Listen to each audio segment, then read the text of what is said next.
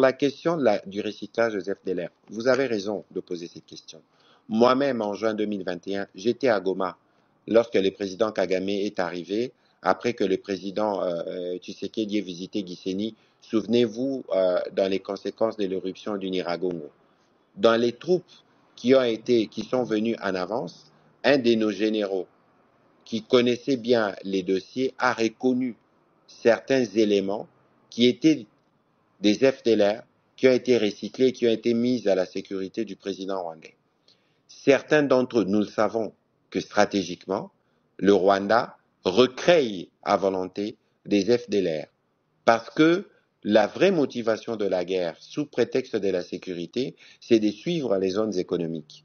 Et comme les FDLR, c'est les parfaits prétextes que l'on utilise, et comme les discours de la stigmatisation contre les Tutsis, le Rwanda vient le recycler parce qu'ils savent que la communauté internationale, comme nous tous d'ailleurs, nous avons été particulièrement choqués par le génocide rwandais, je l'ai rappelé tout à l'heure, ils jouent sur ces terrains-là en disant qu'il y a un autre génocide qui se prépare et nous devons. Et donc tout ça, c'est les prétextes malins pour ne pas être loin de nos zones minières. Et nous, dans le cadre du travail justement que nous faisons, il y a des dispositions qui seront prises, non seulement dans le cadre du mécanisme conjoint de sécurité, pour arriver au terme de la mise en place du CONOPS, à une conclusion qui sera partagée par les deux parties et qui pourra être contre-vérifiée par les comités de surveillance. Ici, il ne s'agira pas seulement des civils, il s'agira de militaires qui ont de moyens de renseignement qui permettront d'arriver à des conclusions. Et je pense que ça, c'est un point qui nous permettra, j'ai dit ici que l'accord est censé être exécuté de bonne foi. J'espère que sur ces points, les autorités rwandaises, les moments venus, accepteront les résultats du travail qui sera fait et l'appréciation des différents services pour nous permettre finalement de mettre fin à ces prétextes recyclés depuis des années des FDLR. Merci beaucoup, Excellence. Alors, on a déjà fini avec, il y a beaucoup de personnes. Excellence, il y a beaucoup de demandes et on ne sait pas comment nous allons faire. On est à plus de 70. Il nous reste que 10 minutes. Alors, nous allons prendre Roger et Kaz. Puis après ça, on va prendre vite fait parce que Papa Pouka, c'est quand même quelqu'un qui est dans nos spaces pour tout le respect qu'on le doit. Donc, on va au moins prendre une question de Papa Pouka après Monsieur Rousseau alors. Merci beaucoup, Roger et Kaz. Roger et Kaz, vous pouvez poser les deux questions à la fois, comme ça pour qu'on essaie de gagner le temps. Excellence, vous allez nous aider, on pose deux questions à la fois. Allez-y, s'il vous plaît. Roger et Kaz. Roger, allez-y. Merci beaucoup, Excellence. Merci. Bonsoir Anaël, bonsoir Excellence. Merci déjà pour votre temps. Alors ma question va se baser sur deux volets. Je vais essayer d'aller rapidement. Alors l'accord prévoit l'intégrité, le respect de l'intégrité territoriale de la RDC et aussi la cessation des hostilités. Alors, par cessation des hostilités, il y a aussi la cessation des hostilités médiatiques. L'accord a été signé le 27 juin et le 4 juillet, on a tous été témoins des attaques médiatiques du président Paul Kagame envers le président Félix Tshisekedi.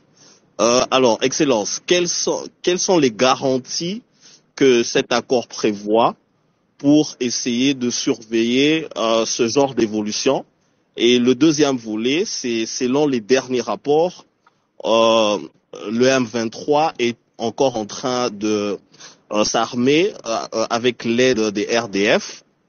Et on sent que, bien qu'on a signé l'accord le 27 juin, déjà la cessation des hostilités médiatiques n'a pas arrêté malheureusement. Alors, est-ce que l'accord signé le 27 juin prévoit des mécanismes pour surveiller ce genre de brèche à l'accord? Merci. Alors, merci. La question, elle est pertinente. Vous savez, tout ne peut pas être écrit dans cet accord, dans un accord. Mais dans cet accord, il y a des engagements parce que c'est un accord qui a été signé de bonne foi. Les parties, lorsque vous lisez les préambules, hein, parce que je disais tout à l'heure, l'accord, il faut les lire dans sa globalité, en commençant par les préambules, les articles et jusqu'aux annexes. Lorsque vous lisez dans les préambules, vous allez voir 13h30, heure locale. Le président de la coalition de la gauche congolaise, Jean-Marc Kabunda Kabunda, accompagné des membres de sa coordination, a reçu ce mercredi 9 juillet 2025 dans son cabinet de travail à Kingabo la délégation de la conférence épiscopale nationale du Congo et de l'église du Christ au Congo, représentés respectivement par Monseigneur Donatien Cholet et le pasteur Eric Senga. Vous venez de rencontrer le président de la coalition de la gauche congolaise, Jean-Marc Kabunda Kabunda. Une entrevue de plus d'une heure. De quoi était-il question? C'est d'abord une rencontre prévue de longue date. Au moment où on faisait des consultations, quand il est sorti de la prison, on avait programmé les rencontrer, mais il y a eu des contretemps et finalement, on l'a vu. C'était comme on a vu les autres partager avec lui l'initiative conjointe de la CENCO-LCC sur le pacte social et le bien vivre ensemble pour la paix. Et aussi d'entendre ses considérations, nous étions très édifiés de la vision qu'il a avec sa plateforme, la coalition de la gauche congolaise. Bref, je peux retenir que nous partageons les mêmes préoccupations, notamment la nécessité d'un dialogue national dans les meilleures conditions pour que les Congolais se retrouvent ensemble, qu'ils repensent la façon de vivre, d'être Congolais, et pour le bien de tous. Pasteur Eric Senga.